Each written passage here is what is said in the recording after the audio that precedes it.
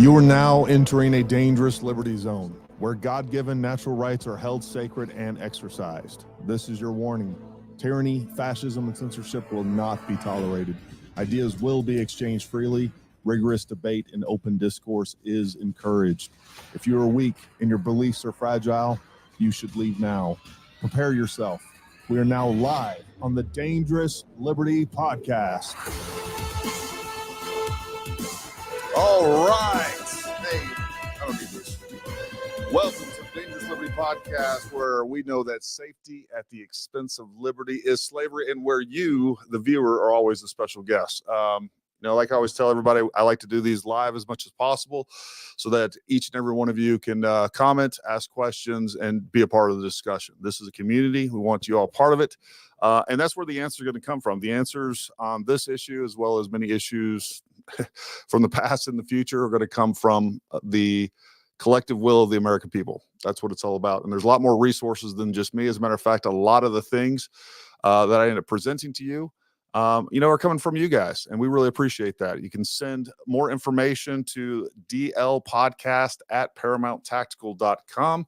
So if you have additional information, you want to help out with Project 713, that's going along pretty nicely. Again, you can send that over there, but we got a lot to cover tonight. I want to cover a few things. Number one, the Butler trip. I got back from that yesterday. I went yesterday, but I got back from that yesterday as well.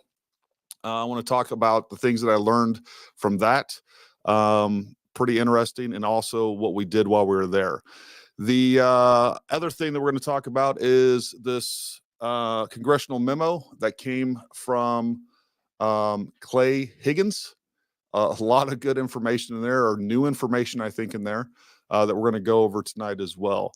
But I want to say hi to everybody out there. We've got John Rollins from South Carolina. We got Be Informed, something about Satan, the FBI. I forgot. Absolutely. I probably agree with most of that. Yeah, that is a super interesting report. A lot more in there. We got Brad Morris from Illinois, Val Brooks, glad to see you. Joseph Donovan, Megan Martin from Georgia, Ronnie Boyer. And if you're just tuning in, make sure you say hi. And I probably won't get to everybody, but we will try to take some comments. And I do want to make sure we answer some questions. Jessica's from Louisiana. For those of you who don't know, I grew up in Beaumont, Texas. We normally consider that West Louisiana. So anyways, Raw Bacon, glad to see you here. Paper Airplane Guru, Tactical Nomad, good to see you from X, formerly known as Twitter. All right, folks. So the first thing I'm going to do, I'm just going to go ahead and play a video that I took right at the farm show from yesterday, and then we will kind of go from there. I want to make sure that we got audio on this. Let me know if I start playing this and you guys don't get audio. Sometimes I got to play around with the audio settings. Even when I hear it, sometimes the audience doesn't hear us. But let's go ahead and play this video and let me know if you're getting the audio. Hey, folks, Gary here. So we are basically I'm not even hearing the audio. adjacent to the farm show. I'm going to turn the camera around so you can get kind of take a look at this. What happens when I try to run these things on my own. Let's see. Inputs. Oh, that's why it's wrong. There we go. That should work. Inshallah. GR building in the background. Right here in the background, we can see the two barns that Trump was in. All right, you guys hearing the audio from that we see right from the video? Here is actually the barn that the Southern counter sniper team was on top of. But I want to show you some. I'm not, for some reason. Some kind of confirming some things that I thought to begin with as far as the terrain goes. And I'll show this to you. I'm going to turn the camera around. All right, so I'm going to end up zooming in here, but we can see the AGR building that Crooks was on top of. Matter of fact, just to the left of that tree as we're looking at is where he was going to be. We can see the pipes up there. Everybody should pretty much have this image burned in their brain now. But folks, I want you to look right here in the middle, the terrain, how much of an increase it is. The elevation of that terrain is much higher than that building over there. So, between the terrain and how much that goes up, and then how much in a depression the AGR building is, You know, you take a 6'4" Trump, put him on a 5-foot stand, which is about what he was on. You know, his head's at 11 feet above this hilltop, essentially. This is what this is, essentially. We have a hill that goes down into a depression where the building is. So one of the things I think is often misconstrued or thought of incorrectly is that, you know, Crooks was at this really high level and he's way above where Trump was. And so a lot of people have come up with some really bad trajectory theories based on that. And I think as we see this, now what we have up in the sky right now is a drone. And the drone operator that I have with me is actually doing a detailed mapping. So he's running this thing in a pre-programmed grid. We're gonna get better terrain analysis on that and a little bit more fidelity. And folks, one thing that I knew that I would see when I was out here is the fact that the distances, like I can't even tell you how close this actually is. And I'm still probably, I don't know, maybe almost 100 yards from where Trump was, probably 85, 90 yards from where Trump was positioned. But even from here to the AGR building, it is ridiculously close. And of course, with all these wide angle cameras and just viewing through a camera, the distances seem so much further than they actually are.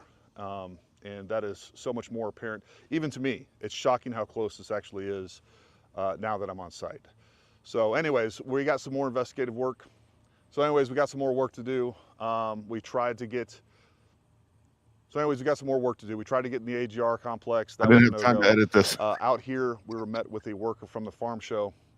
Nice guy, we talked to him. We let him know that we weren't gonna trespass or anything like that, but they have all this area locked down and they're extremely wary of anybody out here, especially with cameras.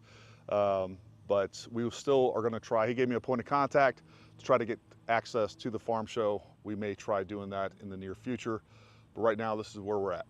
Hey folks, Gary here. So we are all right. So yeah, I mean, it was really weird, folks, being out there. Just the strangest feeling, almost surreal being out there and then seeing it. Yes, somebody mentioned it. We are right there near the southern barn there where the Southern CST team took the shot. Really strange, but the big thing that I walked away with was just how close everything is. Like, realistically speaking, from even where I was, and I know you can even, you know, look at, I don't even think what I was showing you was like the actual perspective as far as how close things look. It's hard to do that with the camera, right? But where I was, if there was somebody peeking over the top of that ridge line at that moment with my, you know, with my focus on that spot, I would be able to see them. So, you know, it is strange to say the least. Yeah, and I want to say hi to the lost boys and girls over on Rumble. I've said this before. I hate YouTube. I wish this StreamYard, this is the StreamYard is what we use to simulcast this to Facebook, Rumble, and YouTube. It's not compatible with the comments. So if you want us to read your comments, especially on days like this where it's just me, come over to YouTube and, you know, it is what it is. Yeah, another big thing happened today. I don't know if you guys saw my short. Look, we got our play button, which is really cool. Thank you to everybody that supported us throughout that. So it's been, you know, been watching us for many years now. We will be augmenting. We will be doing a custom job on this plaque via that S&W 500 right there. So that'll be fun. That's where we started this channel, is doing 2A content. We will continue doing that. Let's see here. Oh, speaking of the trip to Butler, couple things. Number one, I met a guy, big shout out to Justin over at X-Ring Custom Gunsmithing. Their shop is basically right across the street, essentially, from the AGR building, right there by the gymnastics building, literally within a stone's throw of the gymnastics building. And by the way, seeing that gymnastics building, I know there was at one point a lot of people speculating that there could be a second shooter on that. There is zero line of sight from that gymnastics building to Trump or anything else. The train goes up the buildings that are in front of that gymnastics building.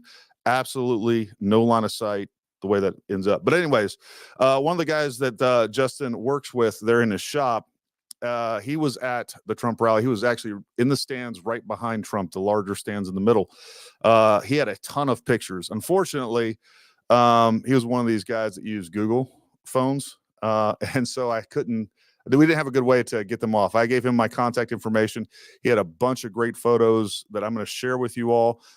He's actually downloaded them to a drive to where I can get those and get those to you. The other cool thing that happened yesterday on the way home, I actually spoke to Hugh Grant Investigates. Super great guy. If you guys haven't seen his work, he's been doing this stuff for a long time, investigating different crimes and all kinds of different things. And he's phenomenal. And also just a really great guy to talk to, by the way. We're going to have him on the podcast this Wednesday. So Wednesday, he'll be on with us. That'll be a great show. So make sure you don't miss that. We're going to talk about the different information that we have. Talk about his conclusions with the information that he has, but he does just a great job chronologically putting different videos together and then putting those on imagery to where you can see where those like body cams and things like that are actually taking place. If you haven't watched his show or you haven't seen his channel and you haven't subscribed to his channel, definitely go subscribe. I meant to put a link in the description for him, but I just forgot. There we go. There's Justin right there. Justin and Jesse, big shout out to you guys. Thanks for all the information. Thanks for being such great hosts yesterday. It was great to meet you both. I got some pictures with them I've been meaning to post. I haven't done that yet either. As a matter of fact, the reason for this podcast while we're doing this live stream tonight was because I meant to do a full video with all the information that I had. Tomorrow I have, we're running CQB courses tomorrow and Saturday. So I've been busy preparing for that, and I still have a lot of prep work to do. So I didn't have time to sit down and shoot a video, put everything together, edit it, and but I wanted to get this information out to you. So the other thing with the Butler trip, what a good friend of mine, he's also a client, but he's a good friend of mine. He rode out there with me, and he has not only a drone, I don't even know what it was called, but anyways, he has this really expensive drone. It's not just like a Mavic Pro. But it actually does mapping. So it takes pictures, video, and does extensive mapping. So we're going to have extremely high resolution 3D imagery that will actually not only show the elevation at different spots, it'll just be one of the most detailed imagery and maps that you guys have seen so far. I'm sharing that with Hughes Grant Investigates as well. Because he just does some really good stuff with imagery, much better than I can. And you know, at the end of the day, this stuff, all this information to me is not mine. If I get info, you know, this is for the American people. And the reality is that I'm just one person. I'm running a business. I'm trying to do things, and I don't have time. I would be doing you all a disservice if I didn't share as much as I had with other folks that can do much more with it, or as a combined effort, we're going to get more done. This to me is not about clicks or likes or views or anything else. I couldn't care less. If we never made a dime off this stuff, if YouTube decides to let me monetize some of these videos, it'd be great. But at the end of the day, I really don't care. You know, it's yeah.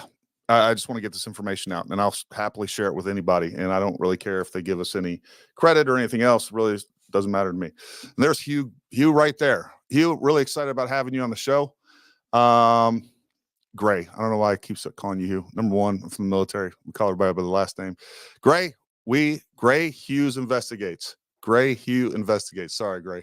I'm retarded. Yeah, really looking forward to having him on the show. That is a giant pistol. Yeah, as God meant them to be. What else we got going on? Yeah, speaking of Dave's on the show. We tried to meet up yesterday. He was off in one spot, I was off in another, and that we were trying to link up. And then I ended up having to leave sooner than I intended. Dave, I will definitely hit you up next time for sure. Yeah, any information. I mean, I'm always going to do that. I mean, I think that's common sense. Isn't it crazy? You know, Dave talked about this. We were talking on X and just a DM. You know, we have the law enforcement. They are censoring and redacting audio and all kinds of information, but they had no problem releasing people's personal and private information, PII as we call it. Personal identifying information. It was absolutely nuts that they did that while they're withholding other information that, you know, I don't know why. I'm having a real hard time understanding why some of that audio is redacted the way that it is. Makes no sense to me. No apologies necessary, Dave. I completely understand, buddy. So anyways, we're going to get some imagery out of that. We're going to have Grant Hughes investigates on next show. Really look forward to talking to him. I think he just takes a great approach, common sense approach, which I think we could all start doing. Chris Rouse. Chris, I miss you, buddy. Chris is normally on the show. Anyways, he wasn't here tonight. He couldn't make it tonight. Have you seen Clay Higgins' report detailing what he found, such as the 9th shot? Absolutely. So as a matter of fact, let's just jump into that. Yes, I know. I'm bringing retard and gay back. I like those words. I don't want to have compelled speech. I should be able to use them without any recourse. It is what it is. All right. So here we go. Let's kind of go through this, and I'm going to pause this. I just videoed it. It was the easiest way to do this for me. There's a bunch of preliminary stuff. And again, you can go down a link in the description. You can download this, download the actual PDF. There's a bunch of preliminary stuff outlining what they did, how they did this. But this is Clay Higgins. He's a representative down in Louisiana. And let's talk about what we got going on. Hold on. I got a printed off version that I can see better.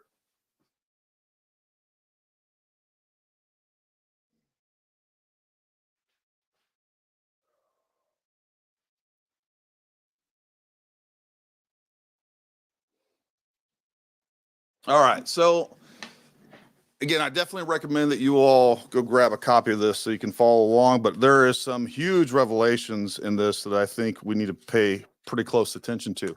So this top one says, according to my investigation, Secret Service had never, prior to J13, assigned a counter sniper team to former President Trump, to a POTUS, including President Trump. I will not be 100% certain of this assertion without further investigation into documents. So essentially, they had never had Secret Service. This is something that I had heard through my sources within the Secret Service. I've talked about this before. I got 2 close friends that work for the Secret Service, and they still have people inside. They are both extremely disappointed in what took place. So they never had a counter sniper team assigned to them before. We had the lead. Apparently, the story is that the lead, which is the out of shape DEI hire that couldn't get her holster, couldn't get her gun back in the holster. She was the lead. To her credit, she did push for a counter sniper team. And they got it for whatever reason. What I will say, I know some people were talking about how they showed up late. Apparently, the word on the street is that they actually, that wasn't approved until like 24 hours prior to 48 hours prior. So, that event was on Saturday. It probably got approved Thursday. They may have gotten the call Thursday night or Friday. It is very reasonable. And Jesse, that I met yesterday, he said he was sitting in the crowd, and the counter sniper teams didn't even start climbing up to the top till about 45 minutes prior to Trump coming out.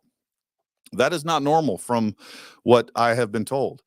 Now, it is very realistic, or possible at least, that they literally just flew in that morning and headed straight there. That is not how things are done normally. There's no doubt about that. But I do think, anyways, take that for what it's worth. You guys determine what you want to out of that. So we go down to the next highlighted area. There's lots of other information in there, but I wanted to hit the highlights here.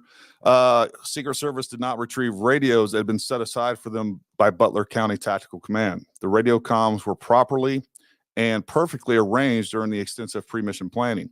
On J12, the Butler County ESU commander personally reminded the Secret Service counter sniper teams to pick up their assigned radios at the ESU command post RV, which was positioned according to planning at the Butler Fairgrounds the following morning before 1100 hours. It didn't happen.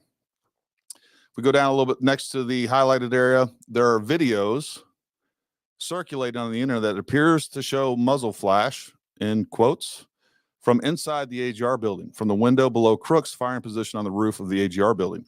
I carefully examined this window inside and out, and I interviewed the AGR employee who worked in the small office area for many years. That window does not open and has never opened. The muzzle flash from inside the window was either a digital fabrication or an iPhone light or iPhone camera flash reflected from the glass of the window. I think we've now can reasonably assess that was headlights that camera was picking up. Next highlighted area says Crooks did not have a ladder at the AGR on J 13th. He accessed the roof by climbing onto an air conditioning unit. I reenacted this climb with no problem. A little further down, I'll hit this play button.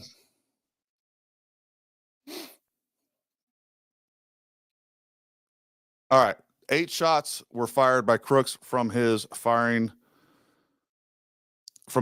and dying position on the AGR rooftop. The position provided excellent concealment for Crooks from the northern counter sniper team due to foliage, branches of 2 trees. Crooks' firing position did not offer excellent concealment from the southern counter sniper team. However, it should be noted, that the would-be assassin perfectly positioned himself to minimize the threat of counterfire from the ground or the counter sniper teams. Crooks' firing position was also several feet back from the actual peak of the AGR rooftop. By choosing this position, Crooks effectively minimalized his profile of his head and upper body. So that is an interesting new piece of information. I think it is reasonable. Again, as this doesn't take some, super secret squirrel tactical technician to understand that you need to minimize your profile. This isn't, if I could take my 10-year-old kid and put him up there on top of that roof and look, that guy's looking at you. You need to hide from that guy. That's the guy that you need to shoot with your Nerf gun or whatever else. That stuff's not rocket science. It doesn't take a lot of tactical knowledge or information. And look, there was just a new report released that Crooks had a SAT score of 1,500. The guy wasn't dumb. And, I've talked about this before. I think the average kid today, they spend a lot of time playing Call of Duty and some of these other video games. I think the average kid out there is much more tactically minded than most people in general, if you're, Gen X or something like that. So just realize that. The red stuff here that I've highlighted is where things get really interesting. And we have a lot of new information here. I'll let this move forward just a little bit. The 9th shot fired on July 13th was from Butler SWAT operator from the ground about 100 yards away from the AGR building. Shot 9 hit Crooks' rifle stock and fragged his face, neck, right shoulder area from the stock breaking up. Folks, that is unbelievable. That is super good information, and it makes sense. It correlates with what happened on the ground. We had, those 5 shots. We heard that 9th shot take place. Well, there was 8 shots, 3 at the beginning, a pause, 5 rapid fire. We heard another one that was suppressed, and then we didn't hear any other shots. And a lot of people wondered why. Well, I think we know why now. Basically, what we did is we had his buffer tube was damaged, which would cause a malfunction and make he basically at that point would be stuck at single action operation of his firearm. The SWAT officer who took the shot was a total badass. When he had cited the shooter Crooks as a mostly obscured by foliage moving target on the AGR rooftop, he immediately left his assigned post, ran towards the threat, running to a clear shot position directly in line of fire while Crooks was firing 8 rounds. On his own, the ESU SWAT operator took a very hard shot, 1 shot. He stopped Crooks, and importantly, I believe the shot damaged the buffer tube of Crooks' AR. I won't be certain of this until I can examine Crooks' rifle, but I'm 99% sure, based upon reliable eyewitness ESU tactical officers who observed Crooks' rifle before the FBI harvested it as evidence. This means that if the AR buffer tube was damaged, Crooks' rifle wouldn't fire after the 8 shot. Not technically true. He would basically just be, depending on how damaged it was, he would probably be kind of in a single shot mode, but it is possible to fire that again. Crooks went down from his firing position when shot 9 was fired and the SWAT officer was certain of his hit. According to the ESU SWAT operator, Crooks recovered after just a few seconds and popped back up. So there we go. The 9th shot was from the SWAT officer, according to this report. and he basically damaged. He was hit. His gun was hit. He probably had some fragmentation going on there and some spalling, some injuries from that. Probably made him reassess his choices in life, and then he decided to move from there. The 10th and I believe final shot was fired from the Southern Counter Sniper Team. I will not be 100% certain of this until further investigation. However, I'm quite sure that the Secret Service Southern Counter Sniper Team fired that killing shot, which, according to my investigation, entered somewhere around the left mouth area and exited the right ear area. Instant over. The entry exit aligns with the Secret Service Southern Counter Sniper Team position. We haven't seen any of that, and I don't know if we ever will, because some more information comes to light in this document. I'll go ahead and let this move forward just a little bit here.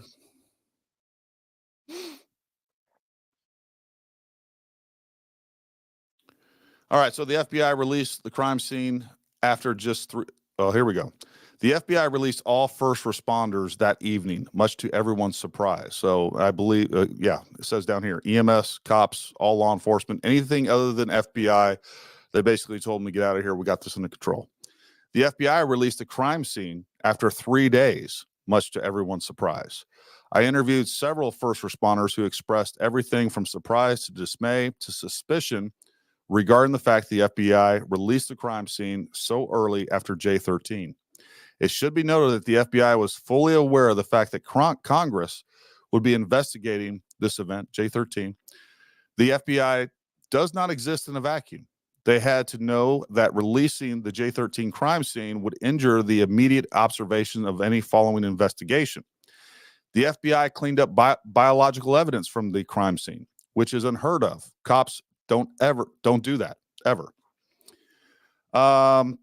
It goes on to talk about how one of Crook's shots hit the pressurized hydraulic line on a staged piece of heavy equipment. Go ahead and let this play forward just a little bit. Talks about in that green highlighted area.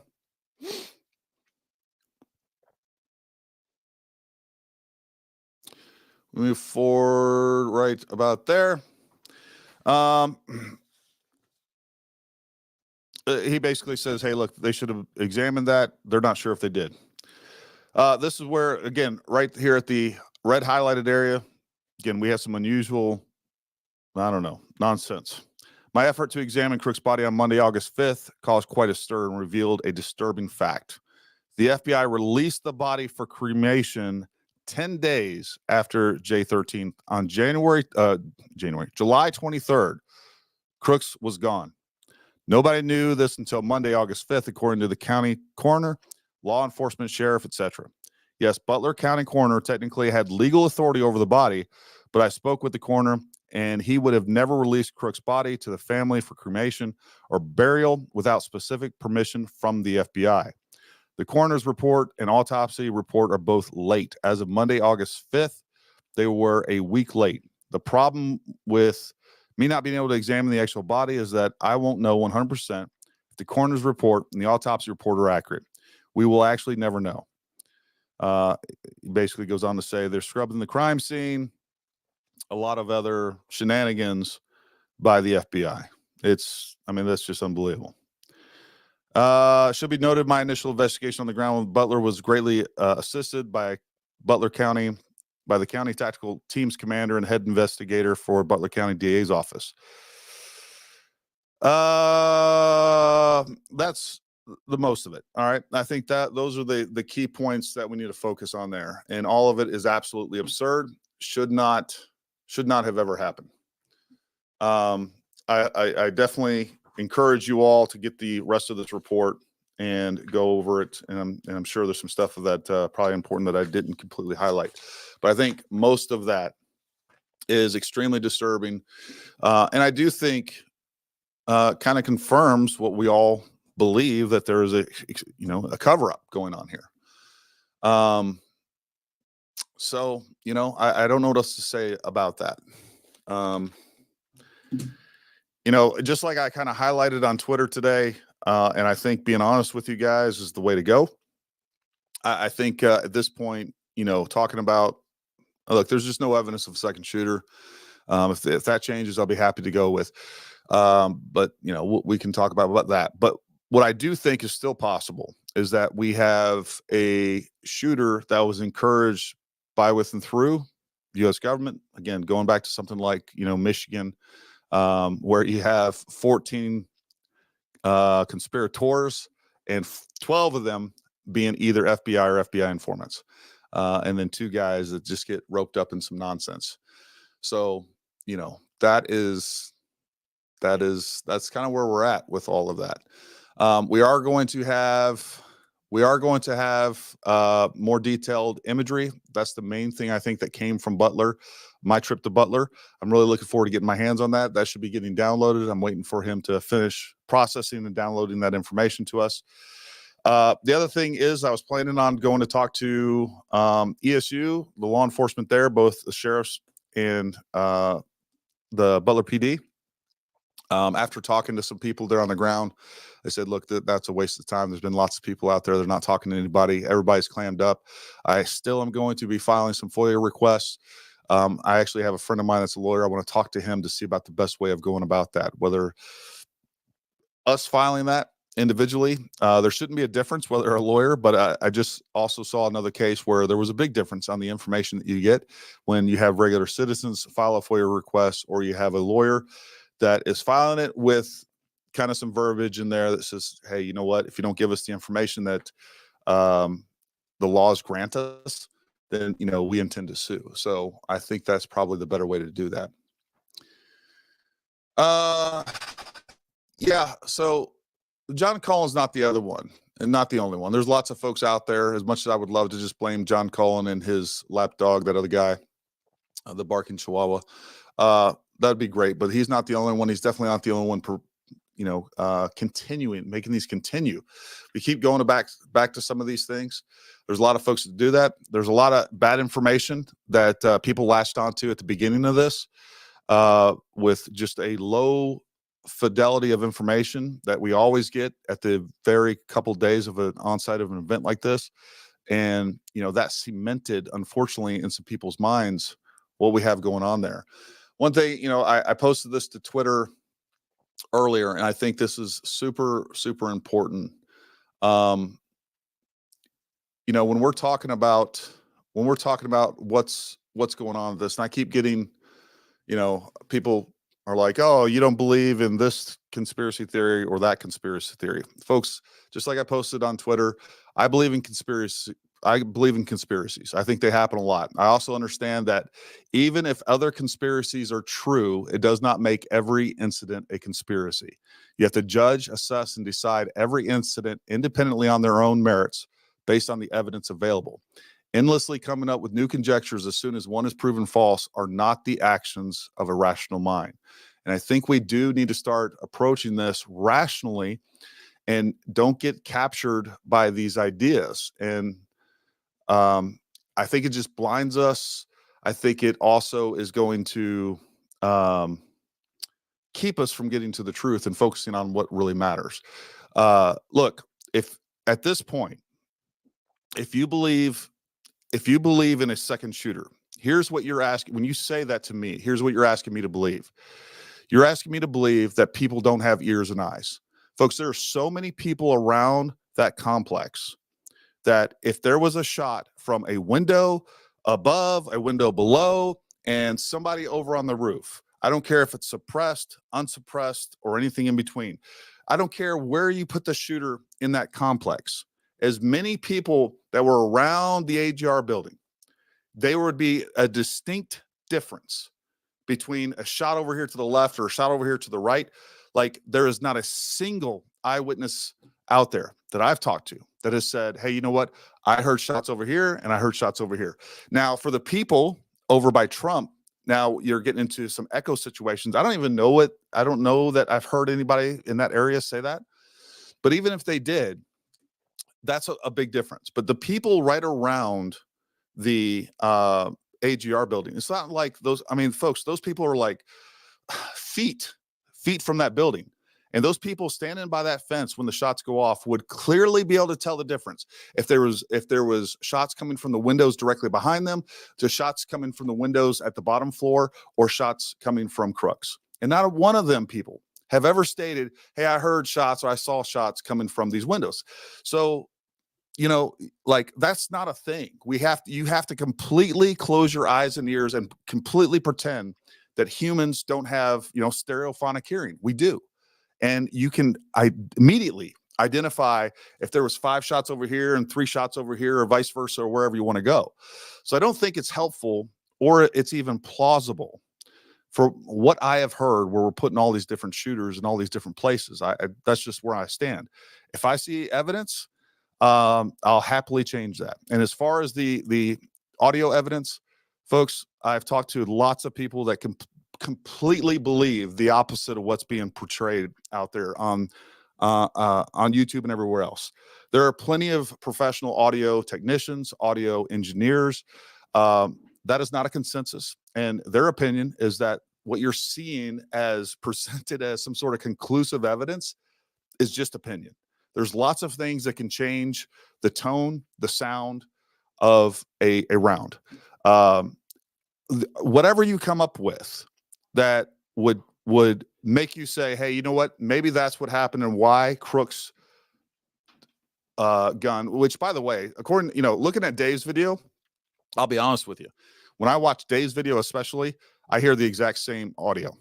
I don't hear a big tonal change or really anything that couldn't be explained with the movement of the camera, movement of the microphone, or anything else. I don't hear anything. As a matter of fact, like the distance, forget about even like the tone, like the distance to those shots or where those shots are coming from sound the exact same. So, you know, that's my opinion. And there's other audio out there. Now, you get some of the cameras and other stuff out near Trump and out in the audience. Yeah, I'm not surprised that things sound a little bit different. But my point is whatever you can come up with, whether he was shooting in a different direction, he moved his body, had different ammo, all of that, all the things that could possibly explain a tonal difference in the shots from Crook's rifle is more plausible and more likely than there being a second shooter. And I know that's not a popular opinion. I know that will make me, you know, some of you are hitting the thumbs down button right now. Like, oh, I don't like that. And that's fine. I don't care. But that's the truth, in my opinion. We got a couple of super chats. Super chats always get priority. Thank you guys, Chris. Good. We got, I have a photo of his body. Do you need it? Where can I send it? Please send that to dlpodcast at paramount-tactical.com. I will, this time I'll try to actually spell it correctly at paramount-tactical.com. That would be nice. One of the things that we actually have a Telegram account. And that was something that we were using quite a bit when I was, anyways, we kind of fell off. I want to kind of resurrect that. We do have a Telegram account where you guys can sign up and jump on the Telegram, and we can share things there that we obviously couldn't share on, you know, YouTube and some of these other social media platforms that are going to be censored. So thank you, Matt. I would love that. Thank you very much. If we could get some good entry and exit wound information, I think that would be very beneficial. If we get some non-augmented information or photos, that would be really good as well. Let's see. All right. All information is critical, but the top list for me is the 2 counter snipers at the window behind the second story window. Again, I think details matter on this. Look, the ESU guys, those are not counter snipers. They're snipers, and there's a big difference. That's really important, I think. I know it's probably feels like semantics to some people. There's a big difference between snipers and counter snipers. I do have a problem with apparently that, you know, these snipers probably left their post or whatever else we got going on there. But let's be real. Look, I think this was another weekend gig. And I think it is, and just having worked with local law enforcement, having done operations with federal folks overseas, knowing how complacent people get, it would not surprise me at all if it came out, hey, you know what? There was a sniper up there the whole time. He had his earbuds in. He was, you know, YouTubing it up. He was probably watching one of Gary's videos on suppressors or something stupid. That wouldn't surprise me at all. We know, well, it's been said that one person left the post and there was another one up there. They probably weren't taking this seriously. And if I'm, well, I think that's I was going to say, if I'm saying something bad about somebody, but I mean, that's actually a better, I don't know, excuse for what happened than what probably happened.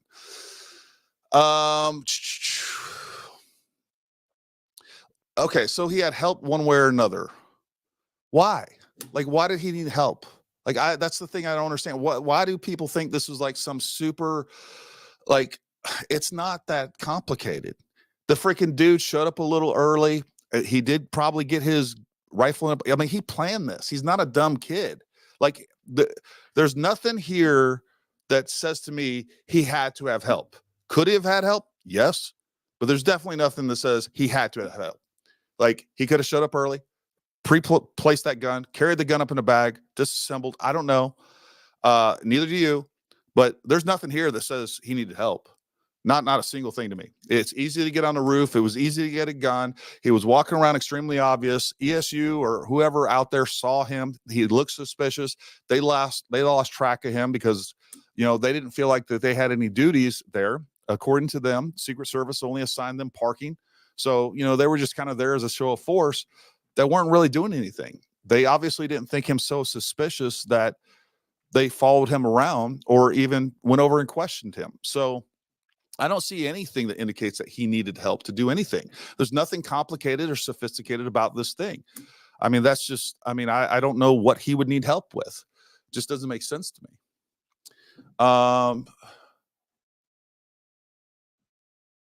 Maybe. That's, again, it's speculation, Paula. Do I think that there could possibly be let's say this is a conspiracy to kill him. Do I think there is somebody that could possibly know something within the Secret Service? Maybe. Do I think the counter sniper teams were in on it? I don't. We got no evidence of that. That's beyond speculation. And I just don't know what else to say to that. It's like the doctor who says, don't Google the symptoms, just take the drugs forever. Okay. I don't really understand that, but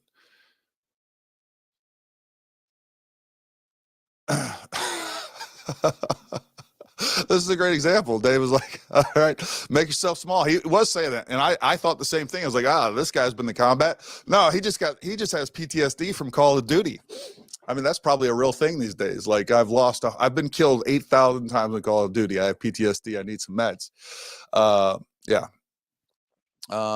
Suspect knew there was no one watching that roof. Suspect knew he was there and even after left at some point to change clothes. Is there any evidence that he left to change clothes? I don't know where that came from. Is this something that we're talking about, the shorts versus the pants thing that I fell victim to, by the way? A couple of videos, I said he was in pants and then he was in shorts. Come to find out, the original photos were just garbage, and his legs and his pants or his shorts, they blended in, and from a distance, highly pixelated, they looked the same color. They looked the same thing. It looked like pants to me. And of course, we see the later video where it's a little bit closer. You can tell that he's wearing shorts. So I don't know. And this is the problem, is like little pieces of bad information get kind of baked into the cake and known as fact. And we start making assumptions on this. He knew that there was no one watching because he probably was on that roof earlier. The other thing that somebody said to me earlier, and maybe this is something that Gray can demonstrate next week. Folks, he wasn't, when we see him running on the rooftops, he was not running on the building that he shot from. If you look at, number one, if you look at an overlay or a top-down view, as seen from above, you'll see that second story building there kind of on the right, the higher building on the right. Well, I'll put it like this. If he was running and he was actually on top of the building that he shot from when he was running on other structures behind there, by the way. If he was running on that building, we would have seen a lot more of him. He was not running on that building, in my opinion. I can tell that from the video. He was running on the back, the other rooftops that are slightly lower, that again obscured most of him. We see his head moving across there, That's because he's further back. If he was running, standing fully up, number one, he wouldn't have had to run that distance from getting from one spot to the other. Number two, yeah, to me, it's just pretty obvious that he was on those back further buildings, but you guys decide on that. Nice shot of the real kill shot. I don't know that that's true. I don't personally believe that. I think the 10th shot was the kill shot. I think what we just talked about is kind of correlates with the events that took place, right? The 9th shot probably actually hit his gun, probably hurt him, injured him. And then the 10th shot from the Secret Service was what killed him.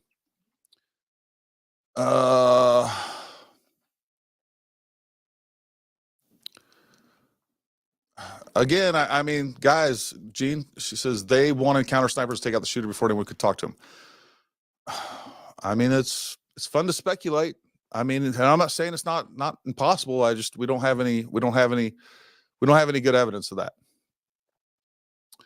Which of that shot is legit? That's some solid shooting out in the open, offhand, making a solid hit. I mean, I think X-ring. I mean, we're talking about what was suggested was that he was in front of that other piece of farm equipment on the nearest side towards, so the northern side. That's what I've heard suggested. So he was probably 80 yards away. I think most people, maybe more, maybe a little bit more, maybe a little less. I think we know that he wasn't a full 140 yards away. But I think most people out there that are decent shooters could take an offhand shot. And we don't know that it was offhand. He could have been actually leaning up against something. He could have been using something for support. That information we don't have. And I don't think that's that difficult a shot.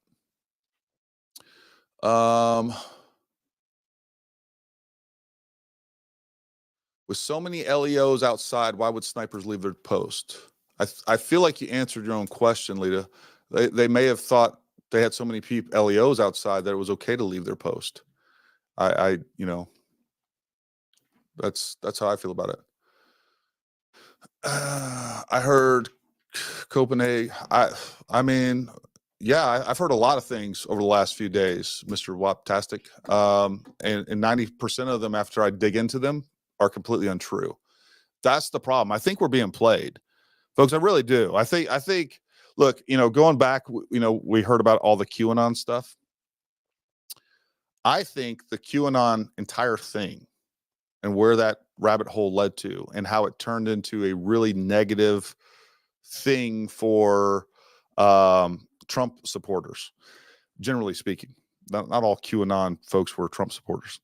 I think that was a Democrat media ran psyop that they knew would target Trump supporters and Republicans and people that generally didn't like the Democrat Party and their candidates.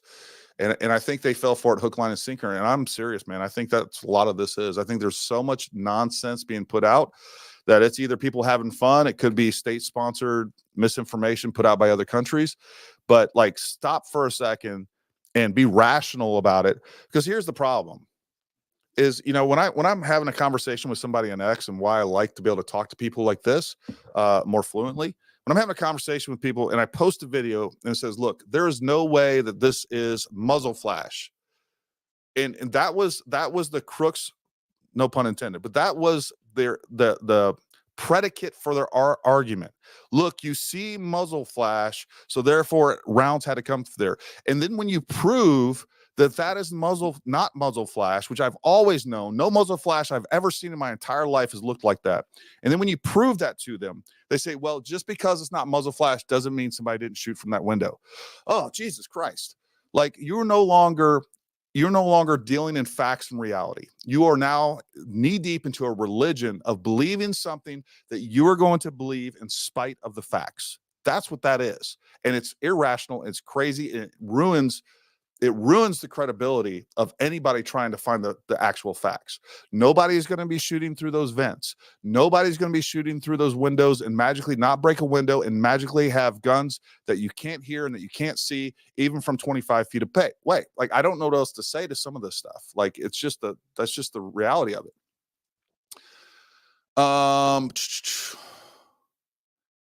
Yeah.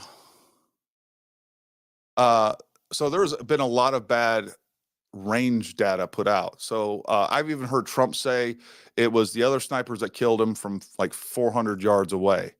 Looking at Google Earth from the Southern Sniper team, and he's definitely referring to them. Okay, this is just him misspeaking or not knowing or not really caring about, Trump. I love the man. He's not always real precise with the super fine details. That's about 180 yards from what I could see on Google Earth to the position that Crooks was. So there's lots of bad data out there. I think it's a lot of people just saying things that don't really know, that didn't bother to look, that don't even feel that that's super relevant. And then when people are out there, latching on to small details and trying to find discrepancies, some of those things come out. I'm sure there was a toxicology report. I don't think we have access to it.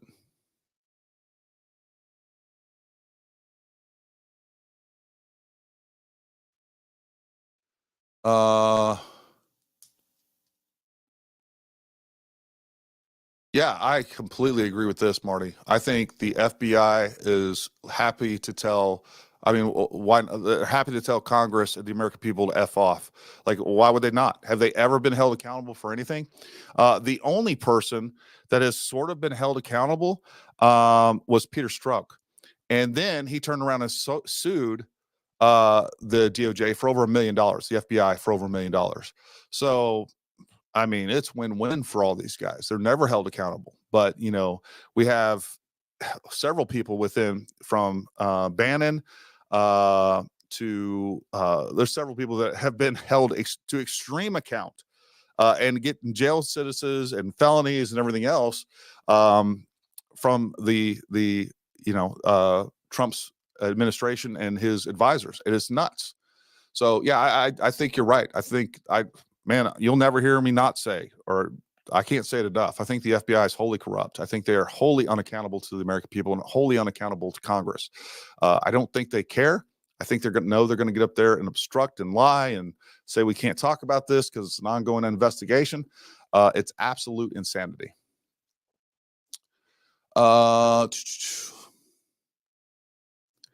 Yeah, look, I mean, these two vans keep coming up. I'm not even sure. I'm not even convinced they're relevant. I mean, we don't know that. And let me clarify here. I have only heard of one van. Now one van's turned into two vans. I don't even know where. I know that there's some sort of Max Urich link. I think it's absolute nonsense. And I'll be honest with you, I spent zero time investigating that because I think it's BS. So if you guys want to find out about a van that had Arizona plates that was linked to Max Urich, feel free to go down that tunnel. I want to focus on figuring out and making sure the American people know that this was absolute, at a minimum, like we cannot trust the Secret Service to guard anybody. I mean, we cannot trust the federal government to do anything. And one of the things I've always said, if you want the most expensive, least effective option, go with the U.S. government. That's what they give us every single time. So that's how I feel about that. Let's see. There was an accomplice at the very least, maybe a rogue agent cop. Why? Like, why do we need an accomplice? What did he do that he needed help with? Was he successful? Did he have a spotter that got him on target? Said, hey, you know what? No, you missed by left 0.2 mils. I need you to move right 0.2 mils. Whatever. No, we didn't. Like, I don't know why we need an accomplice. You want there to be an accomplice, and I get it. I get there's a lot of people out there that want this to be a two-shooter, down and dirty conspiracy, and it's exciting, it's fun. Or you just believe that for whatever reason, but there does not have to be an accomplice. This was a botched from the beginning to the end. I mean, as incompetent as the Secret Service and Butler PD, all the law enforcement out there were, like, this kid was at least as incompetent. I mean, he was seen getting on the roof. He gave law enforcement plenty of time to respond. They didn't. If they'd have had communications on with the Secret Service, they just didn't. They didn't have any of those things in place. It was a failure. And I bet, I've said this 100 times, I bet that Trump has been vulnerable like this at many, many times. The vulnerability has been there over and over again. All we needed was one crazy kid with the will and the ability to make it happen, to try to exploit those vulnerabilities. And unfortunately we did. Yeah. Do I think there's a cover up? I think every piece of actual evidence, when you're burning bodies, you're getting rid of bodies, you're getting rid of evidence left, right, and indifferent. And you're doing things that make no sense from an investigative standpoint. Yeah, I think there's a cover up for sure. But the question is why? Is it a cover up because they're hiding a conspiracy, a grand conspiracy of government involvement, government, was any faction of the government involved in cultivating, producing this guy, encouraging this guy, aiding and assist him before the event took place? I don't know.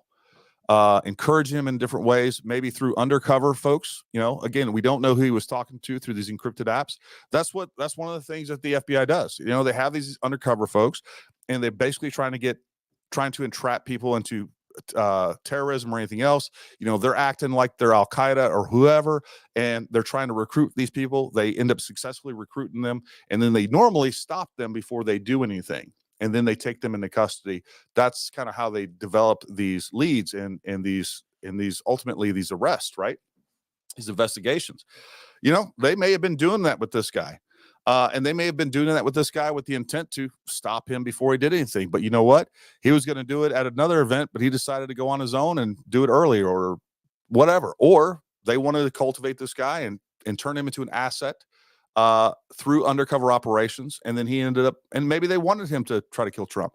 What I do think, no matter what, is the cover up that's going on, obviously with the FBI from an evidence standpoint. But the other cover up that's a main part of this problem that really disturbs me is the media cover up, right? The media does not want this to stay in the spotlight because it helps Trump. And the same thing with the Democrat Party. Like, covering this up, sweeping it on the rug, getting rid of it, getting something else in the news as quickly as possible is going to assist and help the Democrats. And, if I say the government, I'm just repeating myself at that point. They must get huge bonus to do this wordy work. Their salaries are not worth this. Maybe. Dave, it sure would be helpful if you shared some of that information. And I'm not even talking about me. Get some of that van information out. If I hear another, I would love you to get that so we can figure that out, just so that I don't have to hear about vans anymore. I would love that.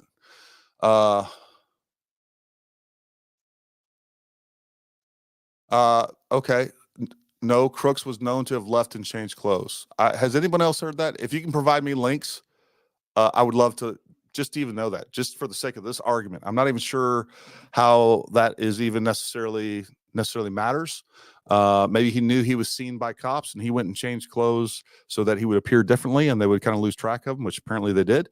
That's a possibility, but there's nothing there that doesn't mean he had help. I don't need help changing clothes usually. Sometimes I do. Sometimes I wish I had help. Uncle Sam's misguided child. Supposedly the psychology of the masses is easier for the American public to believe it's a lone shooter than a more expansive op. Supposedly, so far I think the opposite's true. I think it sure does appear to us, in spite of a lack of evidence and in spite of evidence that only supports one shooter, we are continuing to want to believe that there is more shooters out there. Yeah, that's a great question, Marty. I don't know. I don't know what else to say. I don't know. You read what I read through it. What I did do is I emailed Senator, he's actually a representative. I emailed Congressman Higgins and I emailed Mike Kelly, who is the head of that chair. That is the head of that congressional investigation. I emailed them both and told them that, number one, I would love Clay Higgins to come on and talk to us. I actually talked to one of their I actually called their offices first. I talked to a person there, and anyways, had a good chat with that person. He said, "Hey, look, this is actually possible. Sounds like good things." So I emailed Higgins, the person that handles his media. So I basically told him who I was, what I was about. Told him I would love to at least talk to him and hear the facts that we haven't heard so far. The American people at least deserve that. I told him, look, I realize if you live in Louisiana, look, I would pressure, and I think he's in the 3rd district. Somebody look that up. Fact check me on that. Jamie, fact check that. I don't have a Jamie. I'm not Joe Rogan. But anyways, the fact is people need to get pressure these representatives and these other folks, law enforcement, FBI, everybody else. We need to get pressure on them to at least give us the information they have that hasn't been released. This was all new information for me. Like we didn't hear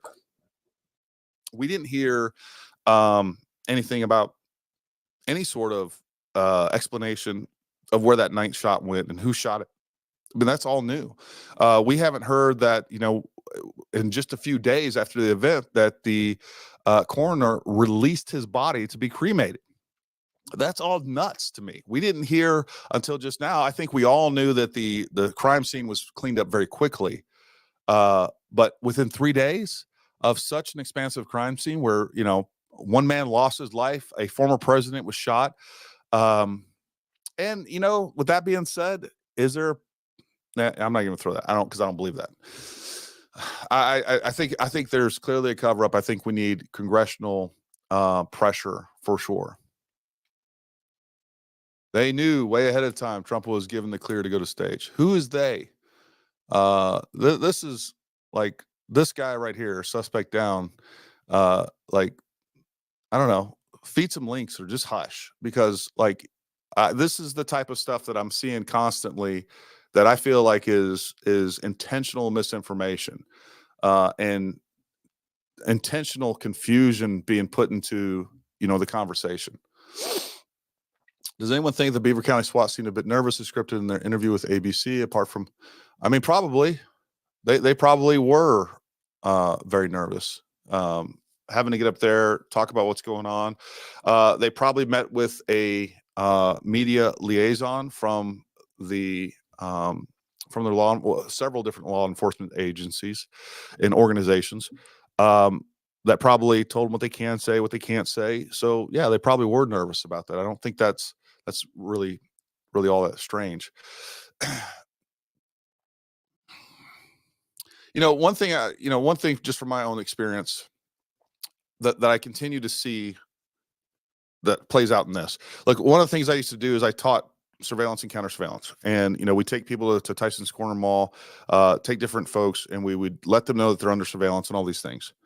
And when we were done with the exercise, they constantly, suddenly, for the first time, they were looking at stuff, and they pointed out all these weird things, and none of them, or most of the time, they weren't even the surveillance asset or the surveillance role players that we had, right? We had all these people following them around, and we're being pretty obvious. I mean, they're pretty obvious that these are people that are learning this for the first time, right? So we have to be pretty obvious and act extra suspicious for the normal person to see these things. But suddenly they're put in a normal environment, and they're actually made to observe the weird things that are going on around them. And they see all of these weird things. And I think it's the same thing that we're experiencing with this, right? Like how many times have people, if we took all these photos that people are finding all these weird things, from the way the hats are held to look at this, look at that, and they're pixel peeping at these photos and trying to find these anomalies.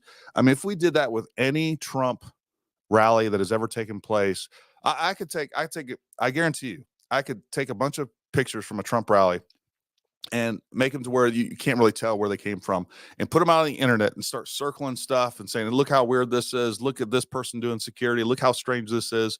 And many of you would be like, oh my God, you're right. Look at all these weird things. And oh, by the way, you missed this, this, and this. Look at all these weird things. I feel like that's kind of what's taking place.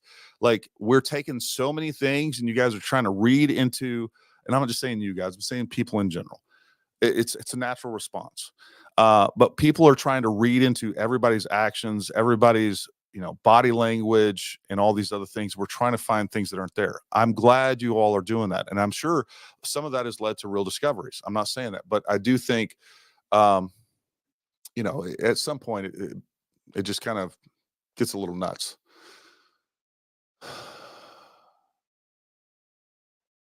This is an excellent question. I don't know, Randall, and I would like to get more information on that for sure. Eric was arrested that day too. He's the boyfriend of YouTube channel Mia Cops.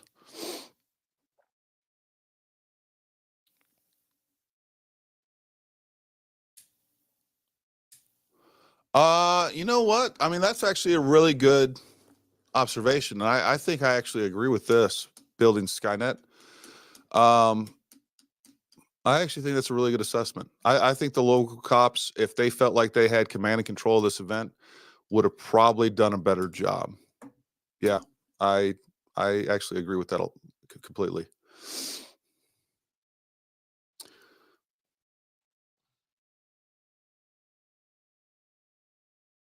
Yeah, I think a lot of these, and that's why I'm even I think that's why I don't know how helpful, if we got Greg and some of these other folks and these other officers identified that may have some culpability in all this. I'm not even sure how helpful their interview or their statements or whatever else would be to the American people, because number one, what they would have to say under oath and what they'd have to put in a report, and then what they would have to say to us are very different.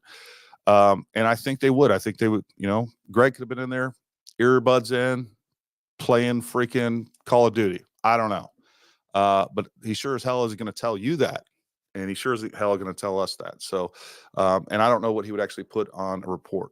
What I want, we keep talking about body cam footage, and that's great. And body cam footage is important. The other thing that I plan on FOIA requesting is all the actual police reports. That's where we might find some really good information. Thank you very much. Thank you. Thank you very much on that. Where are we at down here? Let me scroll all the way down here. I just saw something about bank accounts. I'm Wade Tanner. What do you think about Beaver County SWAT? Seemed a bit nervous. Yeah, I covered that one already.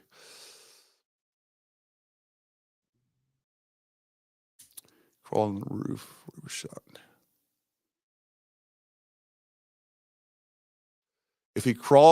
If he acted alone with no help, why did the feds clean up and shut down so fast, totally stonewall Congress and act against all normal crime scene procedures? Their action prove a conspiracy. Their action proves a conspiracy to cover it up. I don't disagree with that. What if you were on the scene and you're like, hey, you know what? It's pretty cut and dry. There's one shooter. Let's just get this cleaned up. Like, there's not a lot to investigate here. I'm not saying that's right. And I'm not saying that's why they did that. But I mean, you could say that question a bunch. I mean, it's also very feasible. Like, just because they cleaned up really quick and they closed it up real quick and they're stonewalling Congress and all that other stuff, it doesn't mean there was multiple shooters and all this other stuff. That's not what that means. Like, we can't even you can't even make a logical jump to that conclusion right away. Like, there's a lot of other reasons that this could be true without coming to the conclusion that there was a shooter with a magical gun that no one saw, that no one heard, that we never saw the shooter with all these thousands of people out there. Like there is no. It is so.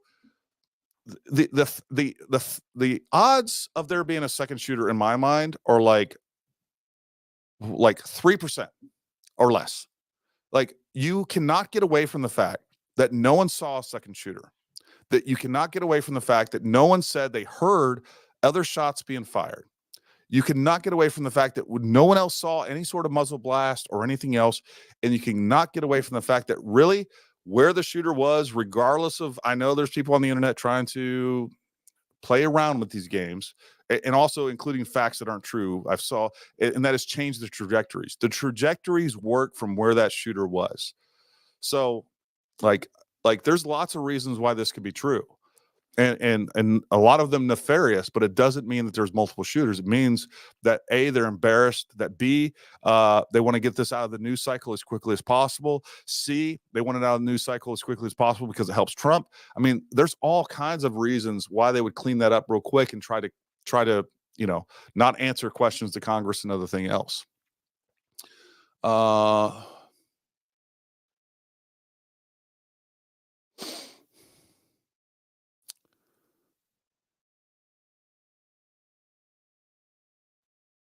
No, it doesn't. That's just false. Like, dude, you're like, there's nothing I've seen that indicates that he changed clothes. Nothing. Heard on another channel the 10 shot was hit Crook's rifle. Yeah, I mean, Wendy, I've heard a lot on another channel, other channels, a lot of things that turned out to be absolutely false. I've heard on other channels that I don't know if they're just wrong, of people that I think are credible, people that I think are honest, that they've put out multiple things that have proven to be wrong. So I do think there's a lot of channels out there that are okay with just speculating to the moon and back. And maybe that's what I think that's what honestly a lot of viewers want. They're like, oh, look at this new theory. Oh, look at this new theory. I mean, there's channels out there that I think are typically good quality information, but they're putting out a new theory every single day. And then when one of those theories falls apart, they move to another. And I think at some point you got to say, maybe they just want to keep this thing going for views. I don't know what to say to that. And this is what I've confirmed within the Secret Service. All right, so this is a great question. How did crooks learn to make explosives? Opinion. Here's my thoughts, and I know I'm gonna I don't know, poop on the parade again, I guess. And look, number one, we don't know what explosives he made. We don't know that. Number two, it's actually not very hard to learn to make explosives. I mean, there's plenty of sources. I mean, going back, I remember being 12, 13 years old and getting my hands on an anarchist cookbook. And there's lots of good information in that. And that was when we would pass that thing around, just printed off material, right? So there's anarchist cookbook, there's many other documents, there's many other sites and things like that where you can learn to make explosives. So that's not that big of a deal or easily explained without trying to get in government involvement, or grander conspiracies involved. I have, and this is pure conjecture on my part, I will be the first to admit it. I think and I think this is one of the reasons we haven't seen it yet. I think when we do see the supposed explosives, I think we're going to be super underwhelmed. We're going to be underwhelmed at their yield capability, and I think we're going to be underwhelmed at their sophistication. Could be completely wrong. Could be freaking homemade C4 on some sort of very high sophisticated timer. With that being said, I saw 12, 13-year-old kids making very sophisticated bombs over in Iraq and Afghanistan. So, I mean, that is that capability. You don't need a government conspiracy to do that. I just don't think that's what we're going to see, but I will happily come on here and tell you I was wrong on that if I'm proven to be so. Let's see what else we have here.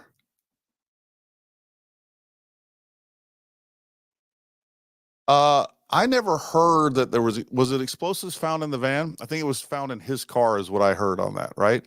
I know there was another van that I think was towed off. I don't know if we even know what became of that or anything else. And somehow that turned into this, Max Urich thing and all this other stuff.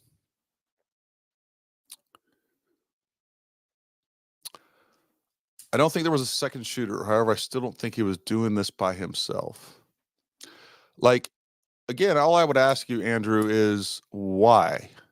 Like, what did he do that was so sophisticated that a 20-year-old with a 1500 SAT score not be able to figure out by himself? That's like, I don't know the answer to that question.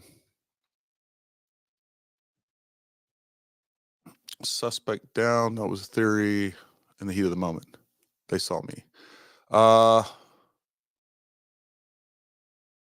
So to be specific or precise, what the document that we read at the beginning of this, I have it linked down below in the description, Ronnie, is and that is the preliminary report by Clay Higgins to the J13 task force. It was released for cremation. I don't think we know for sure that it was actually cremated. That's what the report says. It was released for cremation. And I wouldn't be surprised at this at all. The rifle was probably also cremated. We have no idea. I don't think we have any idea. I don't, we talk about him not having a social media presence. I don't know if that's true. I just think that the FBI scrubbed that really quick for whatever reason. And we see that with every time that there is a mass shooting, those people's social media gets scrubbed really quick. They'll make good excuses for it and say, hey, this is standard operating procedure, and give you good reasons as to why they do that. I don't think that's, look, we, the American people, deserve to know some of these things. And I am sick of government feeling like they are completely unaccountable and don't have a obligation to tell us some of this information that they do. Yeah, this is true. So, and you can take this for what it is. Everybody was talking about, blood in the sink, that there was a second shooter, which was actually came from Dave's video, or a suspected second shooter. Come to find out, at least the explanation is there was a state trooper that tried to jump a fence, cut his hand. The first explanation was the guy that was climbing on top. I heard that, I think, in official reports, if I remember correctly, that he cut his hand, but then the body cam footage came out, and we saw that he had, he wasn't bleeding or anything like that. So then they switched that answer to a state trooper. Probably true. Probably true.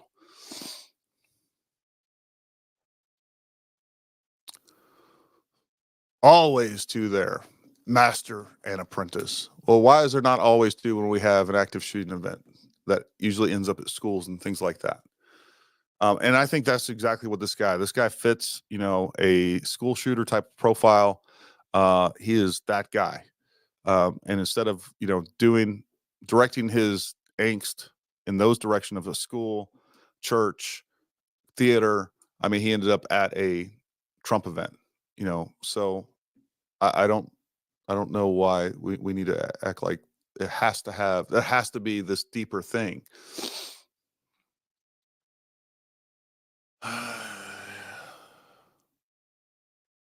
Hey, look, this is very possible. We do have metadata coming from that was actually found, where they allegedly are linking a cell phone to his house and to a different building multiple times, by an FBI building, I think in DC. I don't know if that's true. Yeah, I don't know. I do think that's very possible. I really do. I do think that he may have been, it's very possible that he was led into this, directed to this, or anything else, whatever you want to call it. And it may have been an entrapment plan that went wrong. I don't know, but I think all those things are very possible.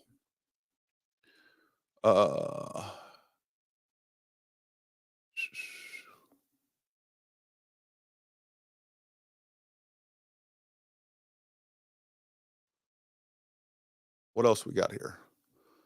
Let's see. Try to then we'll just get all those.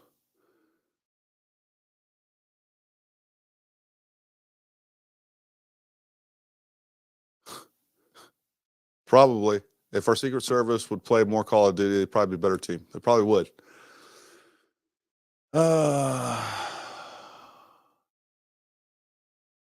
Trump rally was booked in Butler in less than a month. Crooks made 3 pipe bombs trained to the range.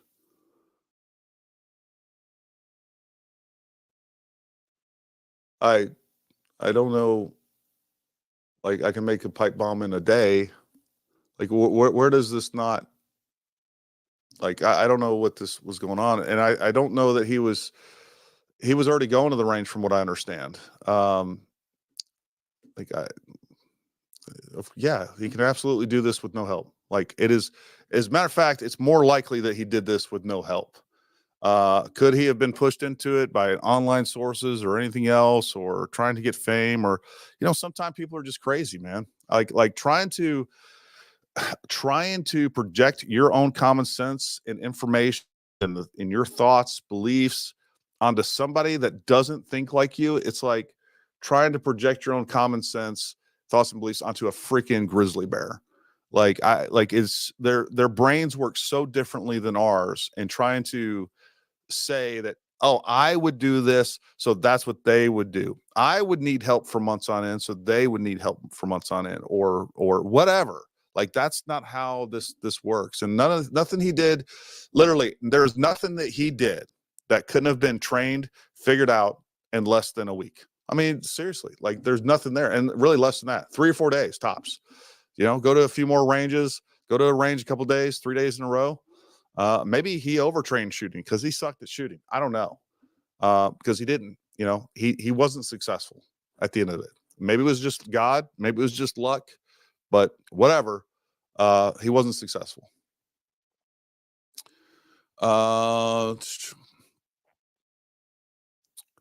Okay, so Dave, I saw them taking their van away when I was released that night on my way to the car.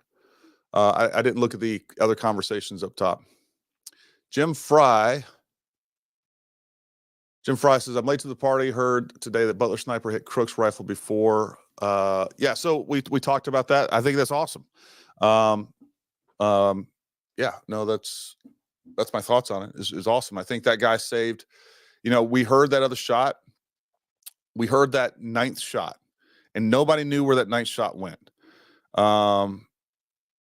And we didn't see, there was no reports of bullet holes anywhere. It was kind of weird.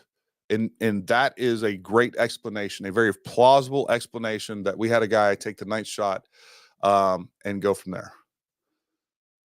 Gary made good defense lawyer. Thank you. I guess, I don't know. I'd also be a really good prosecuting attorney, I think, because I have no sympathy for nonsense.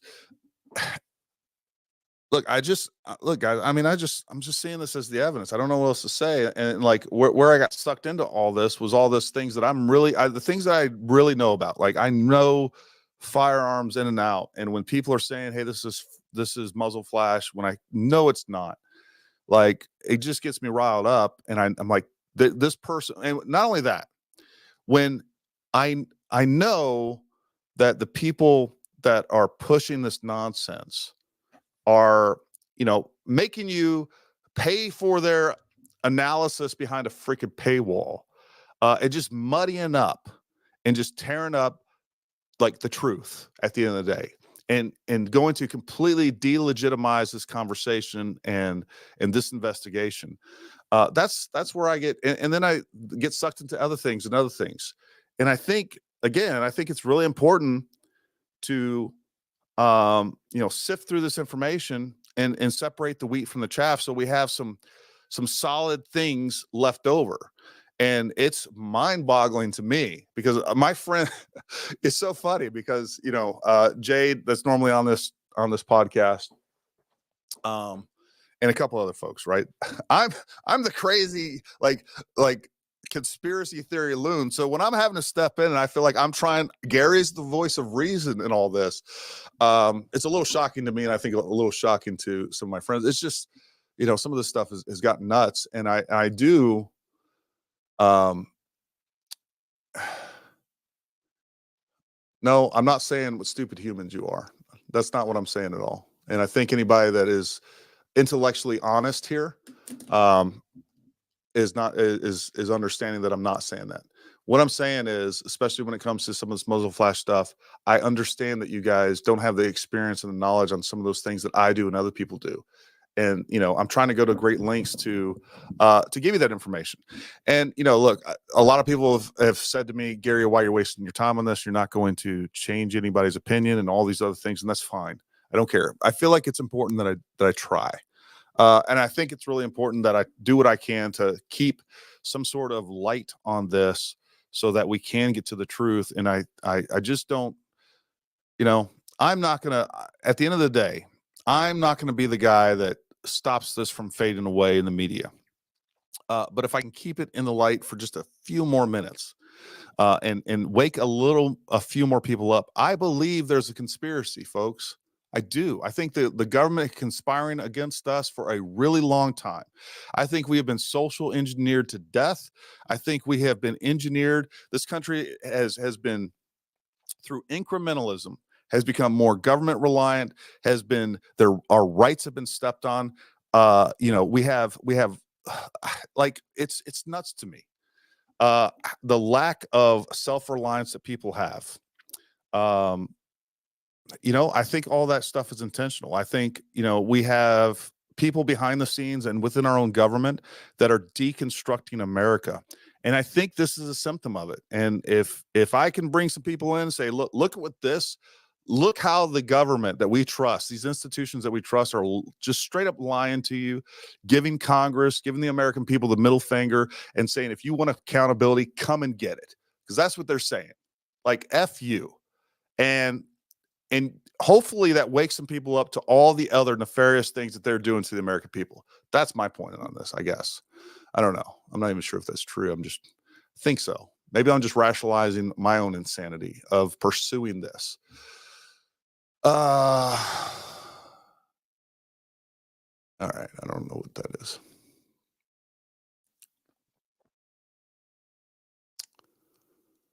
I mean, maybe. I mean, I don't know. I think it's my suspicion that Bridget, that my suspicion is that those two parents are at a minimum guilty of radicalizing their own son, possibly against Trump. But I don't know. That's speculation on both our parts.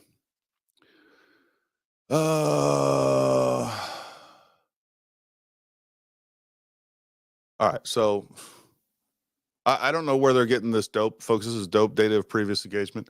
So what they're saying is, Tommy Hager says, you asked where the info came from, 448 yards, 2.8 mils, 10 mile an hour, full value, 0.4 wind, inside, info from boots on the ground per Steve Baker, Blaze News.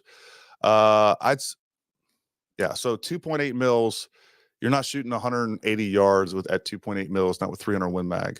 I don't know where any of this came from. I don't know I know what it means, but I just think it would absolutely be incorrect. So I don't even know why that was published by anybody, because nothing makes sense there.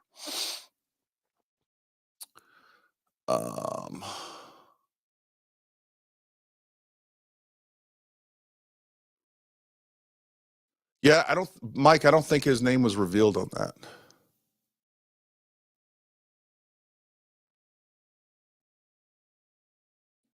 All right, talk about the shot officer took. I'm going to say I want a shattered rifle into his neck and shoulder, possibly. Facts. They quickly got rid of all possible evidence. Yeah, the facts are they quickly got rid of all possible evidence. I'm not saying that they weren't involved. I'm just not sure what they were involved in. What part of it were they involved in? Look, fact again, I'm going back, like, if it was the Secret Service, it'd be easier to explain, like, hey, they were just super embarrassed. Secret Service took over this investigation. Obviously the Secret Service doesn't do investigations like that. I mean, they can't even find out whose cocaine it is in a secured area inside the White House, even though there's cameras and everything else all over the place. So, whatever. Why the FBI would do it, I've laid out those reasons that I think the FBI, number one, doesn't like Trump. I think that should be, good information at this point. Everybody should accept that. They hate him. I also think that the FBI doesn't want that to stay in the news. I think this incident clearly helped Trump. and clearly continues to help Trump. And the more that people talk about it, his reaction to it, standing up there, looking like a badass American, hand in the air, flag behind him, blood streaming down his, like, it doesn't get more perfect than that. Of course they don't want that in the news constantly. So there's that.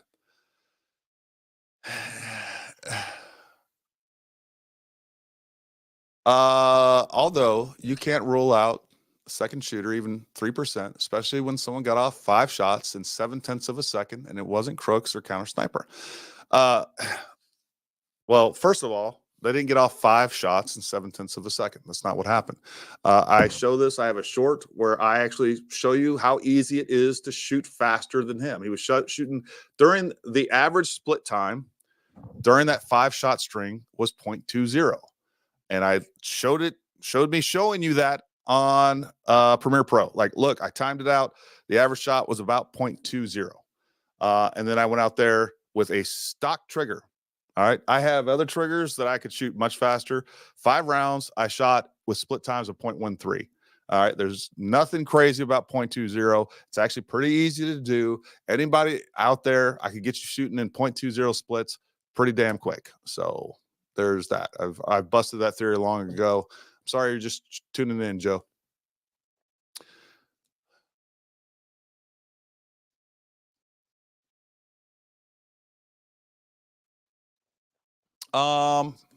Yeah. I don't know which part was organized by the feds, for sure.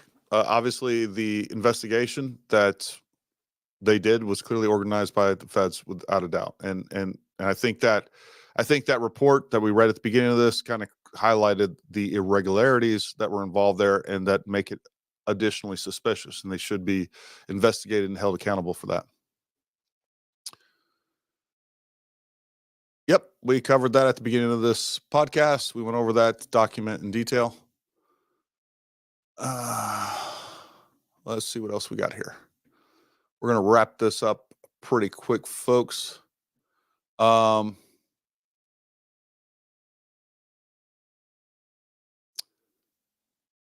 Just looking at some of the. Yeah, apparently there was possibly DHS or other government agencies using that range. That's honestly, there's not. There you go. Look, mil-spec trigger shooting that fast is absolutely nothing. Completely agree. CNT Designs and Arms knows what he's talking about. Not that difficult to do. I mean, yes, that is a 500 S&W.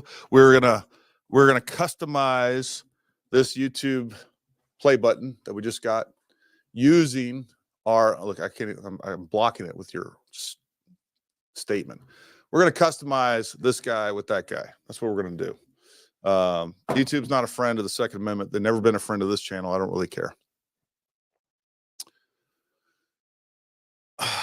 Yeah, look, I'll just say this. Look, there's a problem with drones because of current laws and regulations that we have in the books. You cannot use drones made in China. What I do know for a fact is that Secret Service, their drone program is in early development. They've had counter drone programs and mainly jamming capabilities that they've had at the White House for a long time. I don't know if they have portable systems for that. They should. It would be nice to have something like that, but I don't know what the coverage of that would be. There's that. But on top of that, forget about drones. There are some basic, simple assets that the government has, that Secret Service has. Again, I've said this before, counter surveillance teams on the ground and counter sniper response teams on the ground that would have mitigated and stopped any sort of threat like we saw with this incident much better than drones. Drones are great. They do some great things. I have my drone license from the military. I flew Ravens. Like, there's some good things that drones can do, but like, honestly, there's better things that would have provided more security and done better things than here. Yeah, he ended up on a roof, but he didn't necessarily have to go up on a roof. He could have been, there's lots of other places that a sniper could have hid and often do hide. But a counter surveillance team would have spotted that is trained to identify suspicious activity, would have spotted his activity and would have prevented that from taking place. So there's lots of assets that work better than drones.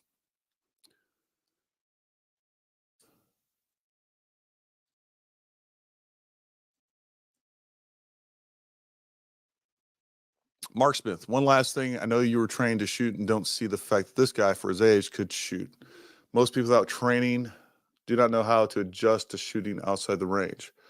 I agree with you, Mark, and I think that's kind of my premise with this. Like, he wasn't a good shooter. He didn't have a lot of training. He wasn't very capable. Shooting 100 in, a man-sized target, not just a man-sized target. Let's be real. Trump is a large man-sized target. If you know what you're doing, you shouldn't have missed that. So I agree with that statement. He wasn't very good. One video shows shooter move left to right at roof line. Does dash cam video show completely different route? Explain. Okay, so what I'm talking about, and maybe I'll have to pull it up next time. So we see from the Copenhagen video where we see him moving from left to right.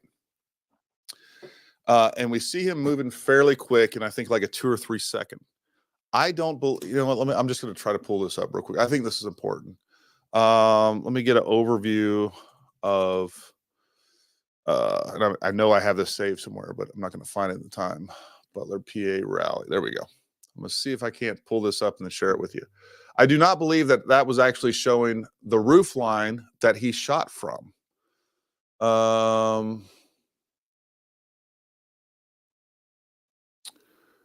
I believe that was much further back. And again, I have this imagery, and if I thought I was going to talk about this of AGR building. Let me try to find this. Of course, I can't find it now. Anyways, if we look at the overhead there, and if we look at where his head is in relation to the larger building to the right in that Copenhagen film, I do believe he was actually walking on some of the structures and or building portions back behind from the roof line that he shot. Just because how he's moving quick, so that tells me he's standing up, moving, or I believe that he was standing up and moving. And then he moves pretty quick over there, but only that his head is showing. If he was standing up erect on that roof line, on that actual roof, from where the person took the video, I think we would have seen a much taller silhouette. That's kind of my point with that. So I think he was actually running on the buildings further back. But I mean, I think at the end of the day, they do, Jim. They do. They are using DJI drones, but they haven't fully implemented them because of those regulations. What they have to do with the DJI drones, and I know this because we were putting up a drone program for Department of State Diplomatic Security, and we were playing around with these, and I was actually doing surveillance work with drones, and this is why I know these things. So we were basically trying to do counter surveillance work with drones and threat mitigation with drones.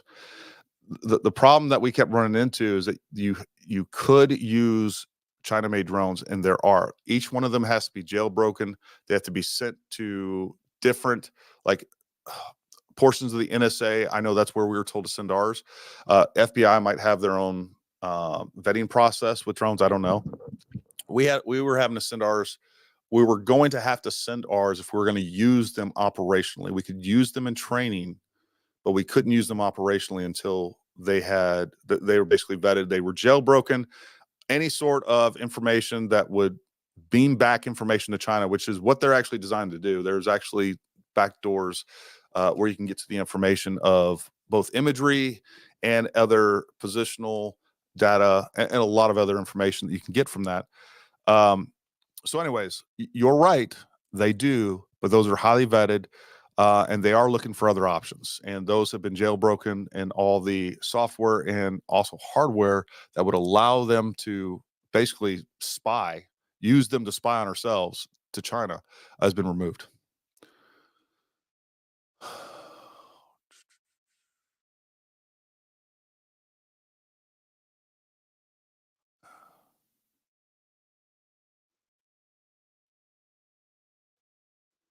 All right.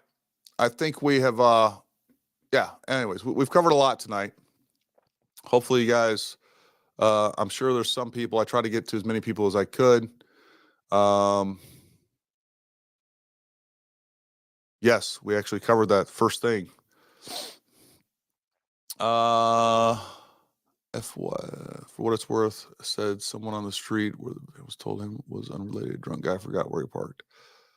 All right, so I mean, this could be Greg Smith, red hair guy, said someone on the street where the van was told him it was unrelated. A drunk guy forgot where he parked. Okay, yeah, I don't know. I don't know.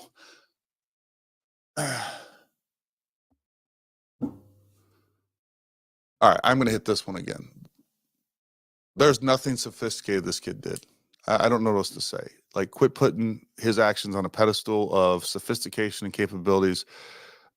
Kids playing airsoft and paintball guns, they do much higher speed shit than what he did. There's nothing sophisticated about what he did. I don't know what to say about this. I don't see any level of sophistication here. I think we're turning into something that's not. And let's see. I just want to make, I missed some of these super chats. JFKX, watch if you want a real surprise. All right. Did you notice that crooks appear to have no recoil on the first shot? Side camera can see him during the first shot only, not even a flinch.